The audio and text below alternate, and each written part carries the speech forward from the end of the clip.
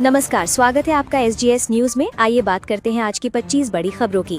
अगर आपने अभी तक हमारे चैनल को सब्सक्राइब नहीं किया है तो जरूर करें और कमेंट करके बताइए कि आप ये वीडियो किस शहर से देख रहे हैं। छात्रों पर लाठीचार्ज के मुद्दे पर विपक्ष के दबाव के बाद गृह मंत्री अमित शाह ने कहा कि वो संसद में हर मुद्दे पर जवाब देने के लिए तैयार है। राहुल गांधी ने पलटवार करते हुए कहा कि उन्हें लेक्चर नहीं चाहिए, बल्कि ये बताया जाए कि छात्रों पर गोलियां किसने चलवाईं। FCRA बिल की जांच के लिए सरकार ने इसे जॉइंट पार्लियामेंट्री कमेटी यानी JPC के पास भेजने का प्रस्ताव दिया है।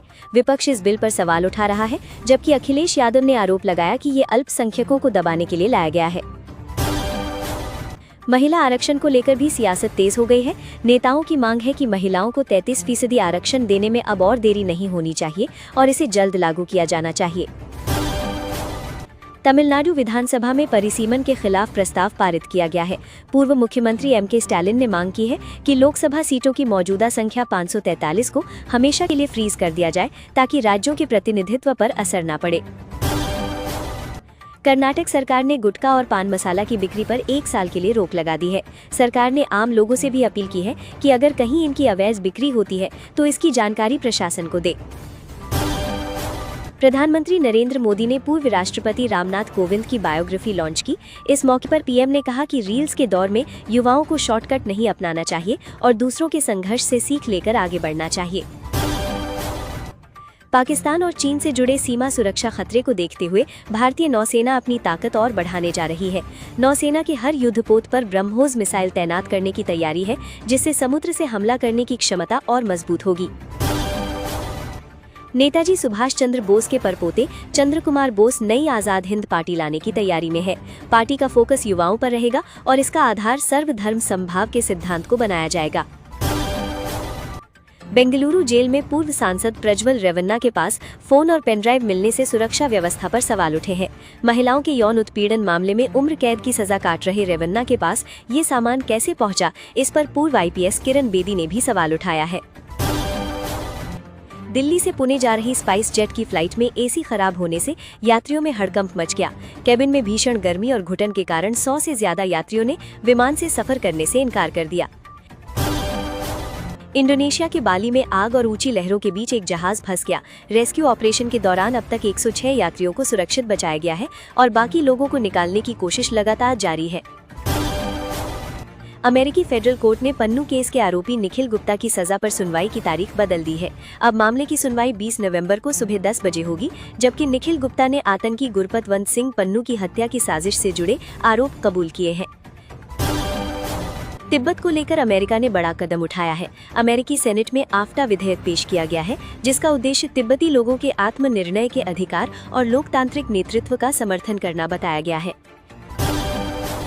रूस ने भारत के पूर्व CJI DY चंद्रचूड़ को एक बड़े निवेश विवाद में मध्यस्थ नियुक्त किया है। ये मामला यूक्रेन से जुड़े कानूनी विवाद में रूस के सरकारी औषधि बैंक और एक बड़े निवेश से संबंधित है, जिसकी रकम सैकड़ों मिलियन डॉलर बताई गई है। ब्रिक्स समिट के लिए बांग्लादेश के प्रधानमंत्री तारिक रहमान दिल्ली नहीं आएंगे। उन्होंने शेख हसीना को भारत से मिल रहे समर्थन पर नाराजगी जताते हुए कहा कि भारत को हसीना कार्ड खेलना बंद करना चाहिए। टाटा सन्स के चेयरमैन N चंद्रशेखरन ने अपने पद से इस्तीफा दिया है। हालांकि वो 20 फरवरी 2027 तक मौजूदा कार्यकाल पूरा करेंगे, जबकि टाटा ट्रस्ट्स और टाटा सन्स के बीच बोर्ड रणनीति और अन्य मुद्दों पर मतभेद सामने आए थे। पान मसाला की प्लास्टिक पैकेजिंग पर रोक लगाने की तैयारी है। FSSAI के नए नियमों के तहत गुटखा और पान मसाला अब सिर्फ पेपर, टिन या कांच के जार में बेचने की व्यवस्था की जा सकती है। फुटबॉलर क्रिस्टियानो रोनाल्डो ने अपनी लंबे समय से गर्लफ्रेंड जॉर्जिना रॉड्रिगेज से शादी कर ली है। दोनों करीब 10 साल से साथ थे और पिछले साल उन्होंने सगाई की थी, जिसके बाद अब शादी की खबर सामने आई है। सलमान खान का जीने के हैं 4 दिन गाने पर डांस करते हुए वीडियो वायरल हो रहा है। सलमान के एनर्जेटिक अंदाज और डांस स्टेप्स को देखकर फैंस ने जमकर सीटियां बजाई और वीडियो सोशल मीडिया पर तेजी से वायरल हो गया। भारत में बैन किए जाने को लेकर पाकिस्तानी सिंगर आतिफ असलम ने भी प्रतिक्रिया दी है। उन्होंने कहा कि उन्हें भारत में काम करने की याद नहीं आती और वहां लोग VPN के जरिए उनके गाने सुनते हैं। तमिलनाडु विधानसभा में नीट को खत्म करने के प्रस्ताव को DMK ने समर्थन दिया है और इस मुद्दे पर सर्वसम्मति की मांग की है। पार्टी का कहना है कि राज्य के छात्रों के हित में नीट व्यवस्था में बदलाव जरूरी है और सभी दलों को साथ आना चाहिए। एनडीए सांसदों के विशेष मिलन कार्यक्रम में प्रधानमंत्री नरेंद्र मोदी, गृह मंत्री अमित शाह और बीजेपी अध्यक्ष नितिन नवीन समेत कई सांसदों ने तिरंगा लहराया। सांसदों ने वंदे मातरम के नारे लगाए और एकजुटता का संदेश दिया। झारखंड के स्वास्थ्य मंत्री इरफान अंसारी ने दावा किया कि सोमवार को मुख्यमंत्री हेमंत सोरेन की हत्या की साजिश थी।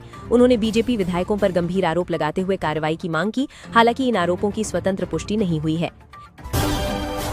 रांची में छात्रों पर लाठीचार्ज के विरोध में बीजेपी ने झारखंड बंद का आह्वान किया। एबीवीपी कार्यकर्ताओं की पुलिस से झड़प हुई और कई प्रदर्शनकारी हिरासत में लिए गए, जबकि छात्र नेता देवेंद्र महतो की तबीयत बिगड़ने पर उन्हें अस्पताल में भर्ती कराया गया।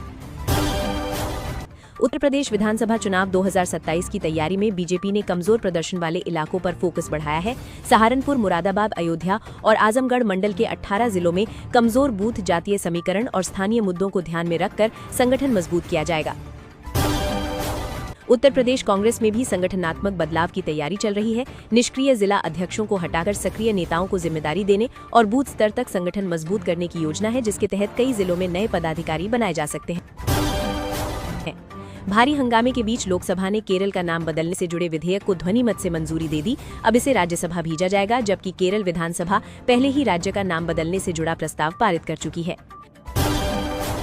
राष्ट्रपति द्रौपदी मुर्मू की मंजूरी के बाद वंदे मातरम से जुड़ा विधेयक कानून बन गया है। इसके तहत राष्ट्रगीत को कानूनी संरक्षण देने और अपमान के मामलों में जेल व जुर्माने की कार्रवाई का प्रावधान किया गया है। 15 अगस्त को लाल किले से प्रधानमंत्री नरेंद्र मोदी के संबोधन से पहले वंदे मातरम का गायन होगा। इस साल राष्ट्रगीत के लिखे जाने के 150 वर्ष पूरे हो रहे हैं, जिसके बाद प्रधानमंत्री तिरंगा फहराकर देश को संबोधित करेंगे। प्रधानमंत्री नरेंद्र मोदी ने स्वतंत्रता दिवस से पहले देशवासियों से हर घर तिरंगा अभियान में शामिल होने की अपील की है। उन्होंने घरों पर तिरंगा फहराने, स्वतंत्रता सेनानियों को श्रद्धांजलि देने और विकसित भारत का संकल्प लेने को कहा है। संसद के गतिरोध पर बीजेपी नेता सुधांशु त्रिवेदी ने राहुल गांधी और कांग्रेस पर निशाना साधा। उन्होंने कहा कि अमित शाह सदन में जवाब देने को तैयार हैं, तो विपक्ष कार्रवाई क्यों नहीं चलने दे रहा, जबकि कांग्रेस ने छात्रों पर लाठी और पैलेट गन के इस्तेमाल पर जवाब मांगा है। सीजीपी ने 15 अगस्त से गांव-गांव सरकारी स्कूलों का सामाजिक ऑडिट अभियान शुरू करने का ऐलान किया है। इसमें अभिभावक और ग्रामीण बिजली, पीने का पानी, शौचालय और मिड डे मील जैसी सुविधाओं की स्थिति की जांच करेंगे। रक्षाबंधन से पहले नागपुर में सीमा पर तैनात जवानों के लिए विशेष कार्यक्रम हुआ, जिसमें करीब 3 लाख राखियां भेजी गईं। देश की बेटियों और बहनों ने इन राखियों के जरिए सैनिकों के प्रति सम्मान और स्नेह जताया। पूर्व प्रधानमंत्री मनमोहन सिंह को कोयला मामले में सुप्रीम कोर्ट से राहत मिलने के बाद सोनिया गांधी ने उनकी तारीफ की। उन्होंने उनकी ईमानदारी और जवाबदेही की सराहना करते हुए प्रधानमंत्री नरेंद्र मोदी की सरकार के कामकाज पर भी सवाल उठाए। तृणमूल कांग्रेस को बैंक खातों के मामले में सुप्रीम कोर्ट से झटका लगा है। ईडी की कार्रवाई के बाद फ्रीज किए गए पार्टी के 3 खातों में कोर्ट ने दखल देने से इनकार किया। हालांकि रोजमर्रा के जरूरी खर्चों के लिए इस्तेमाल की अनुमति पहले से है। पश्चिम बंगाल में मस्जिदों से लाउडस्पीकर हटाने का विवाद अब कोलकाता हाईकोर्ट पहुंच गया है। अदालत 13 अगस्त को पीआईएल पर सुनवाई करेगी, जिसमें याचिकाकर्ता ने अधिकारियों के मौखिक निर्देश पर लाउडस्पीकर हटाने का दावा किया है। स्वतंत्रता दिवस को देखते हुए दिल्ली में सुरक्षा एजेंसियां हाई अलर्ट पर हैं और भीड़-भाड़ वाले इलाकों और रेलवे स्टेशनों पर सुरक्षा बढ़ाई गई है। नई दिल्ली रेलवे स्टेशन पर अतिरिक्त बल, सीसीटीवी निगरानी और यात्रियों के सामान की स्कैनिंग की जा रही है। दिल्ली पुलिस ने स्वतंत्रता दिवस से पहले राजधानी के अलग अलग इलाकों में 19 आतंकियों के पोस्टर लगाए हैं। इनमें इंडियन मुजाहिदीन, अल-कायदा और अलग अलग खालिस्तानी आतंकी संगठनों से जुड़े संदिग्ध शामिल हैं और सुरक्षा व्यवस्था और कड़ी की गई है। राम मंदिर ट्रस्ट ने